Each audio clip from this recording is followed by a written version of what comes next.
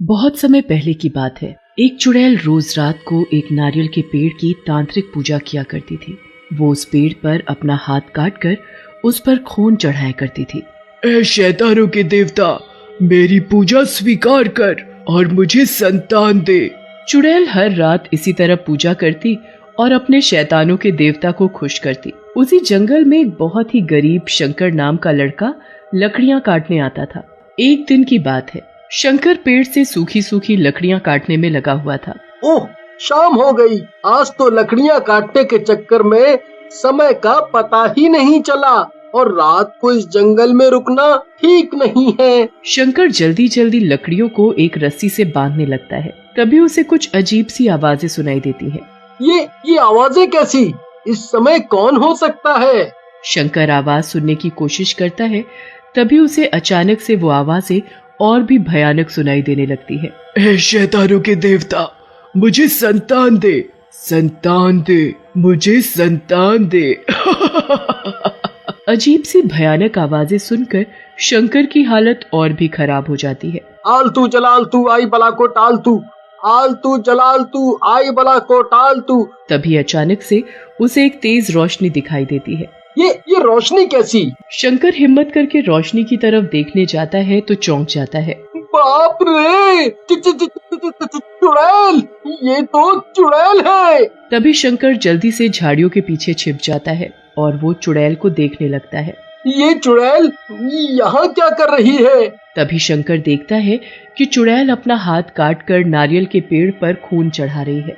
ऐ शैतानों के देवता, मुझे संतान दे, संतान दे, संतान दे। लगता है आज मेरा आखिरी दिन है। अगर इस चुड़ैल ने मुझे ये सब करते देख लिया तो वो मेरा ही खून चढ़ा देगी। और जैसे ही चुड़ैल वहाँ से जाती है तो शंकर नारियल के पेड़ के पास जाता है। तभी उसे उस नारियल के पेड़ से कुछ अजीब सी आवाज सुनाई देती है। आज तो मैं पक्का नहीं बचूंगा। तभी शंकर की नजर नारियल के पेड़ पर पड़ती है। ये क्या? नारियल के पेड़ पर ये नारियल लग रहा है। और देखते ही देखते वो नारियल बड़ा हो जाता है। ये कैसे हो सकता है? ये तो जैसे कोई जादू हो। तभी वो नारियल पेड़ से गिरकर नीचे आ जाता है और उसमें से रोने की आवाज आने लगती है। इस नारियल से रोने की आवाज कैसे आ सकती है? ये कैसे हो सकता है? शंकर जैसे ही नारियल को उठाता है तो वो अपने आप टूट जाता है और उसमें से एक सुंदर सी छोटी सी बच्ची निकलती है, जिसे देखकर शंकर हैरान हो जाता है। ये तो चमत्कार है, नारियल से बच्ची निकली। वो छोटी बच्ची बड़ी जोर जोर से रो रही थी तो शंकर उसे अपनी गोद में उठा लेता है और उसे प्यार करने लगता है। क्या हुआ? क्यों रो रही है तू? चुप हो जा।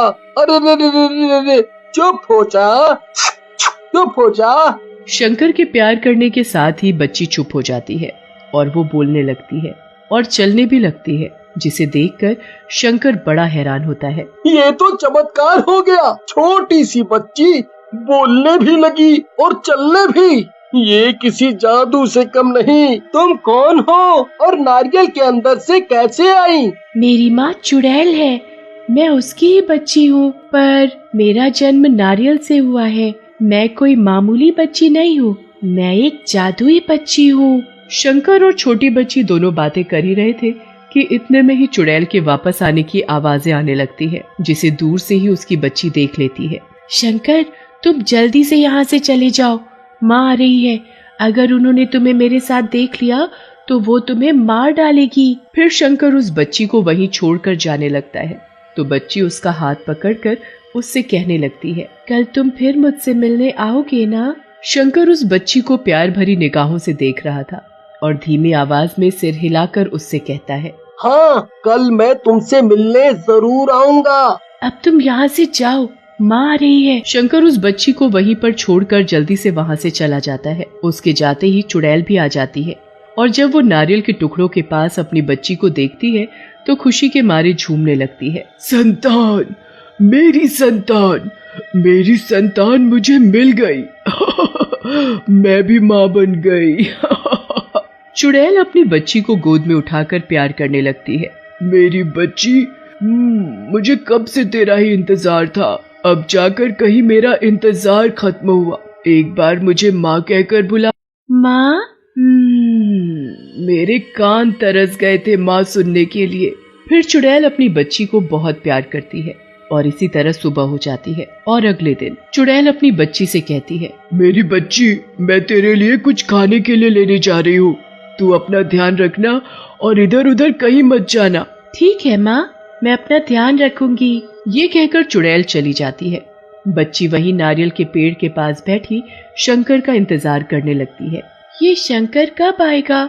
इतनी देर हो गई, अभी तक नहीं आया। तभी बच्ची को शंकर आता हुआ दिखाई देता है तो वो दौड़कर उससे लिपट जाती है। तुम्हें आने में इतनी देर क्यों हो गई? मैं कब से तुम्हारा इंतजार कर रही थी। जाओ, मैं तुमसे बात नहीं करती। मैं आ तो कब का चुका था, पर जब तुम्हारी माँ को देखा तो छिप गया। अगर वो मुझे देख लेती तो मुझे जिंदा ही मार डालती। हाँ। फिर शंकर और छोटी बच्ची दोनों आपस में मिलकर खेलने लगते हैं और खेलते खेलते जब दोनों थक जाते हैं तो एक जगह बैठ जाते हैं। मैं तो थक गई, अब मैं नहीं खेल सकती। मैं भी थक गया और मुझे भूख भी लग रही है। बस इतनी सी बात, लो अभी लो। वो छोटी बच्ची अपने जादू से बहुत सी खाने पीने की चीज ला देती है। इतना सारा खाना और चीजें देखकर शंकर की आंखें फटी रह जाती हैं। इतना सारा खाना और इतनी सारी चीजें, ये सब कैसे? मैंने कहा था ना कि मैं जादुई बच्ची हूँ और मैं जादू से कुछ भी ला सकती हूँ। इसी तरह शंकर हर रोज चुड़ैल के जाने के बाद बच्ची से मिलने आता और उसके साथ खूब खेलता और बच्ची भी हमेशा उसका बेसब्री से इंतजार करती। लेकिन कई दिनों तक जब शंकर उससे मिलने नहीं आता तो बच्ची परेशान हो जाती है और उसे उसकी चिंता होने लगती है। क्या बात है, शंकर इतने दिनों से मुझसे मिलने नहीं आया? कहीं उसे कुछ हो तो नहीं गया? कुछ दिन ऐसे ही समय बीत जाता है और एक दिन जब शंकर बच्ची से मिलने आता है तो बच्ची उससे नाराज होते हुए कहती है, पता है तुम्हें, मुझे तुम्हारी कितनी चिंता हो रही थी और तुम मुझसे मिलने अब आए हो। जाओ, मैं तुमसे बात नहीं करती। बच्ची एक तरफ अपना मुंह करके बैठ जाती है तो शंकर उसे मनाते हुए कहता है, मेरी मजबूरी थी जो मैं तुमसे मिलने नहीं आ सका। आज भी मैं बड़ी मुश्किल से सिर्फ तुमसे मिलने ही आया हूँ, कहीं तुम परेशान न हो। ये कहते कहते शंकर रोने लगता है। क्या हुआ, तुम रो क्यों रहे हो? शंकर रोते रोते उसे बताता है, मेरी माँ की तबीयत बहुत खराब है। डॉक्टर ने कहा है उनका इलाज किसी अच्छे अस्पताल में ही कराना होगा, तभी वो ठीक हो पाएगी। पर मेरे पास उनका इलाज कराने के लिए पैसे नहीं है। अगर मेरी माँ का इलाज समय से नहीं हुआ तो मेरी माँ मर जाएगी। तुम्हारी माँ बीमार है और तुमने मुझे बताया भी नहीं। बच्ची जब शंकर से बात कर रही थी तभी अचानक से एक सांप नारियल के पेड़ से आकर बच्ची के ऊपर गिर जाता है तो शंकर बिना सोचे समझे सांप को अपने हाथ में पकड़ लेता है और उसे चाकू से मार देता है। तभी इतने में ही चुड़ैल आ जाती है और अपनी बच्ची को जमीन पर खून में सना हुआ देखकर आग बबूला हो जाती है। मेरी बच्ची को मारने की तेरी हिम्मत कैसे हुई? मैं तुझे नहीं छोड़ूंगी, मैं तुझे मार डालूंगी। और जैसे ही चुड़ैल शंकर को मारने के लिए अपने हाथ आगे बढ़ाती है तो बच्ची अपनी चुड़ैल माँ को रोक लेती है। माँ, इसे मत मारो, ये मुझे मारना नहीं बचाना चाहता था। माँ, इसने तो सांप से मेरी जान बचाई है और आप इसे ही मारना चाहती हो। चुड़ैल अपनी बच्ची की बात सुनकर शंकर को छोड़ देती है। तुम इसे कैसे जानती हो? फिर बच्ची चुड़ैल को सारी बात बताती है। माँ, जब मेरा जन्म नारियल से हुआ था तब मेरे पास कोई नहीं था, तब सबसे पहले मैंने इसे ही देखा था। माँ, तुम तो मुझे अकेला छोड़कर चली जाती थी, तब यही मेरा दोस्त बनकर मेरे साथ खेलता था। माँ, ये बहुत अच्छा है।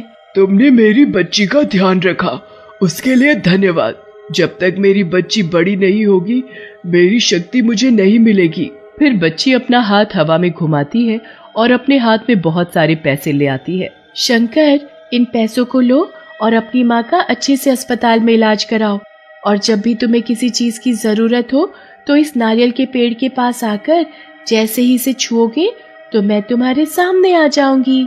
शंकर बच्ची से पैसे लेकर घर चला जाता है और अपनी माँ का एक अच्छे से अस्पताल में इलाज कराता है। और जब भी उसे किसी चीज की जरूरत होती तो वो नारियल के पेड़ के पास पहुंच जाता और जादुई बच्ची उसकी मदद कर देती।